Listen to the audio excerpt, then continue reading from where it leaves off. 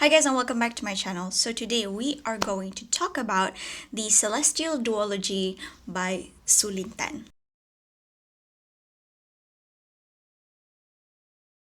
So I actually went to the book talk at Elite where Sue Lynn Tan came to talk about these two books that she has. It's a very short session, like 30 minutes, and I also got these babies signed. Sometimes people ask me to doodle in the book. Just everyone's just getting a heart. We also get some of these arts. Sue Lynn Tan brought it herself and give it to everyone that she signed her books for. I'm going to show you this at the end of this review. I actually have had these books in my TBR since forever, but when I saw the ad for this book talk, I'm like, this is finally the opportunity for me to actually read the book. Boy, it didn't disappoint. I like to describe it as a fantasy, a romantic fantasy of immortals, magic and love, in which a young woman's quest to free her mother sets her against the most powerful immortals in the realm. I have some comments about the book, all in all, but overall, I think this book is great. Also, before I talk about this book even further, I would like to say that I have just started posting even more on Instagram and TikTok. Feel free to go to my accounts. I've already put the link in the description.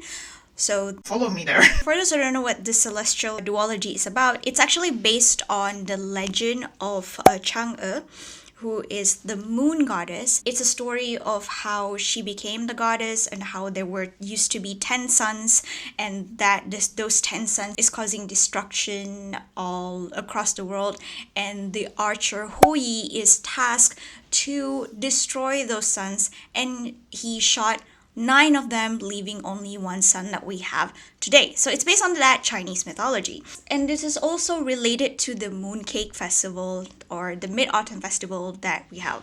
I personally enjoy Mid-Autumn Festival because of the mooncakes. They are absolutely delicious.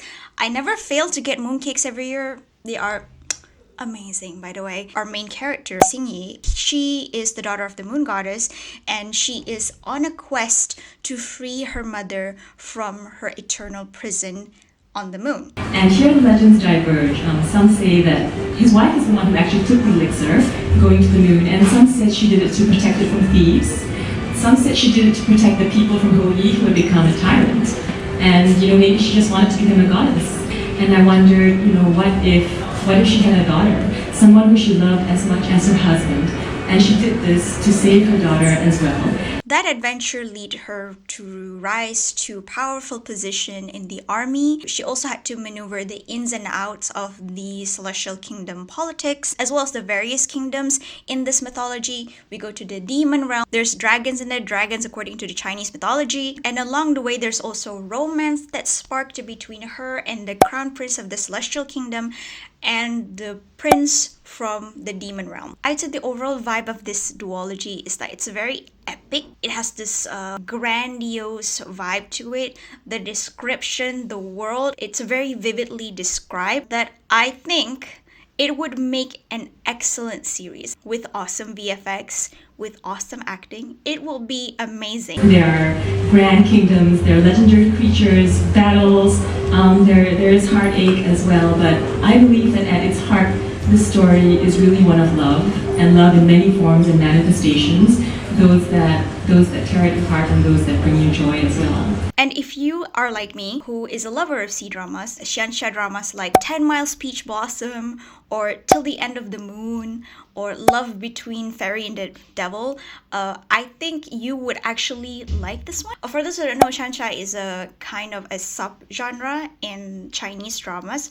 If you have wuxia, it's about martial arts. Xianxia is more about like the gods and goddesses and fairies and all those things. I'm not sure if many of you here know The Untamed, but it's a Chinese drama, and there's a very cool archery scene in it. I highly recommend it, where he shoots like 5 arrows out and it all hits the target, so it's very cool. If you're a fan of those, I think you would love this book. I will get into the spoiler territory later on, but I will warn you. Now let's talk about what I love about this duology. I love how the world feels wide and vast and rich, and it feels living and breathing. It doesn't feel static. There's a lot of things going on in this. I mean, some of you might feel overwhelmed, but I think that's just a sign of an excellent world building. Sometimes I feel overwhelmed. Once you get the hang of it, it is actually really good. There are many things that's going on in the story that feels like it's out of the main character's control. Like some things happens not because like the plot needs to happen, but because it makes sense that the other character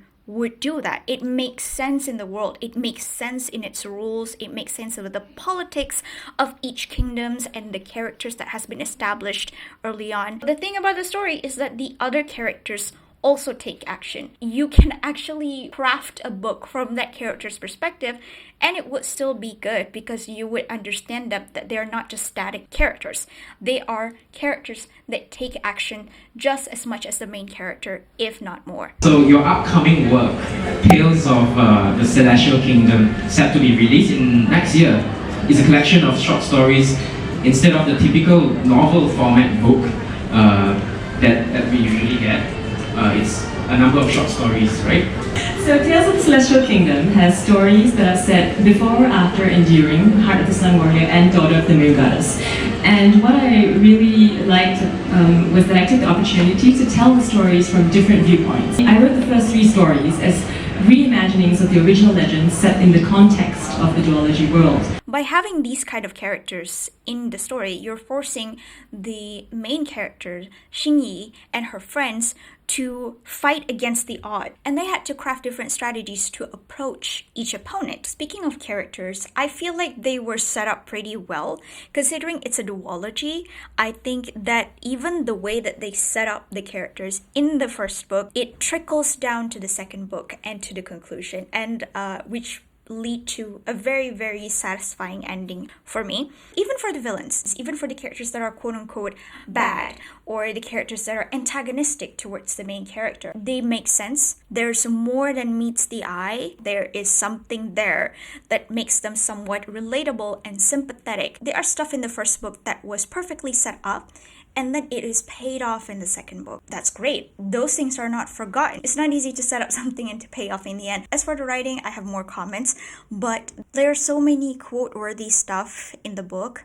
Like this one, was this where all paths to love led? Heartbreak, whether through separation, betrayal, or death?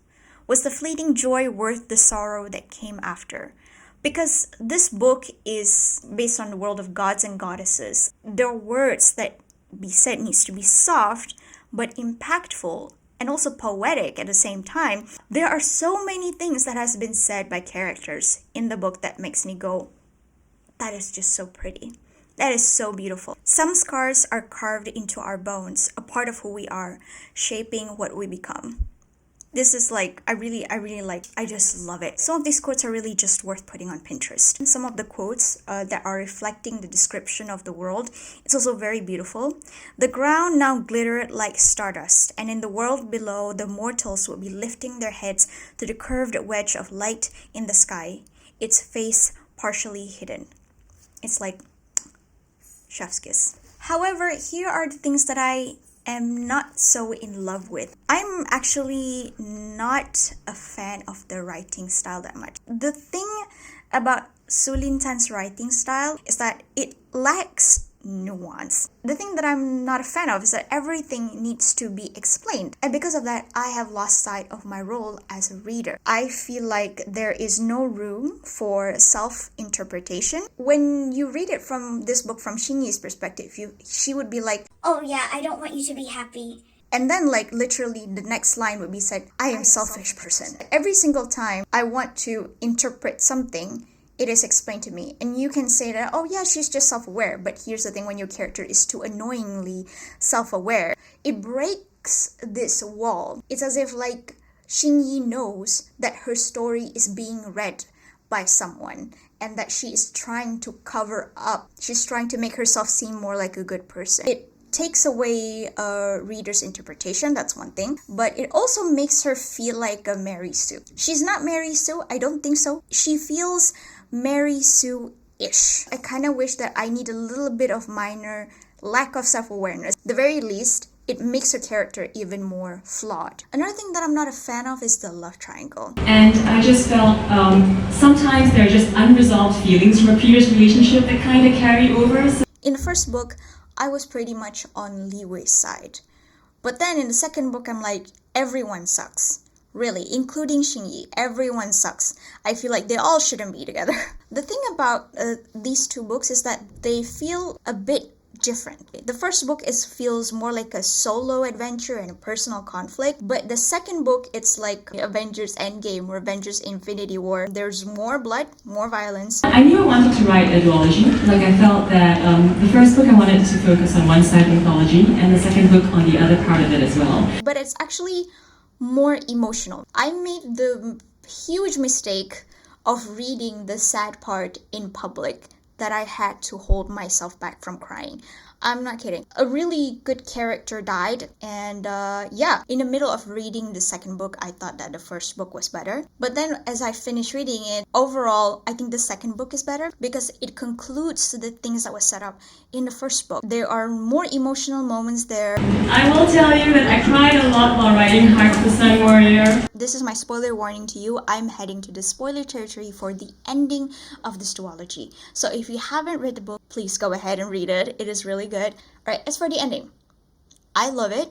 I think that it is so emotional, but it is not like happy, haha happy. They have been through so much that I think just a completely like super duper happy moment just doesn't feel right to me. But it is emotional and rightfully so. I love how they let the feeling extend. They stretch the feeling as much as possible. Honestly, it gives off the ending of Ashes of Love and 10 Miles Peach Blossom. For Daughter of the Moon Goddess, I actually rewrote the whole of part 3 before it went to my editor. So there were a lot of scenes that I cut out, in particular one banquet scene which I really liked. But the good thing was that I was able to rewrite it and put it into the sequel of the book. Sometimes you lose the material that you write, but sometimes you're able to repurpose it and find a place that it fits a lot better as well. So I'm really happy with that scene. Oh yeah, Xingyi ends up with Wenji. Even though Li Wei was set up to be the first love, I honestly thought that up until the first half of Heart of the Sun Warrior, I thought that she's gonna end up with Li Wei. However, when I think about it, even from the first book, I know that Li Wei and Xingyi are just not meant to be together. They're just not right for each other, especially after Xingyi went to train in the army. She cannot live a life with confinement like that. I do think that Wenji is the perfect person for her. And if I be honest with you, I'm on Team Li Wei. I genuinely think Li Wei deserves better than Xingyi. And with Wenji, despite what he did in the first book, he got a massive redemption arc, and I'm happy for that. And honestly, with Xingyi being wishy-washy, yeah, Li Wei does deserve better than Xingyi. I love that towards the end there is some maturity in their resolution. I love that they all came to the realization that this is for the best. It's probably like better breakups than most. And by the way, if you want to watch the full session, the link is in the description down below. I'm also going to show off these arts that I got from Sue Lynn Tan. She brought this for everyone. I'm just going to start with this one. We got our throuple. This is Xingyi with her sword and she's bow. She's basically Katniss. I believe, if I'm not mistaken, this is Li Wei and this is Wenji. Although I'm not so sure now. Based on what I think, Wenji has a bit of a darker appearance to him. Yeah, I think this is for sure Wenji and this is Li Wei. Next, we have the lay days of the character. Of course, in the middle, you have Xingyi with her jade bow. And then we have her friend, Shao, if I'm not mistaken. And I believe this is her mother. This is Chang'e. Although she looks awfully young. So I'm a bit confused with this one. So I need some clarity. Like in the book, Chang'e is described, she's the one with the lanterns always. So I'm assuming this is Chang'e. Although I don't think her clothes reflect that level of regality of a goddess. And so last but not least, we have this. I am not sure whether this is Li Wei or Wenji. I think that based on the clothes, I imagined this to be Li Wei. I'm not so sure. But this could also be Wenji. I assume this to be Leeway, but since we have a love triangle, I'm not even sure if this is Winchu or Leeway. So yeah, I'm gonna assume that this is Leeway because that is my ship, by the way. But I will go down with this shit. So anyway, that is all for me. So thank you guys so much for watching. Again, if you want to check out the full session, feel free to click on the link in the description down below. And do follow me on Instagram and TikTok. I have begun posting as religiously as I can. Yeah, bye.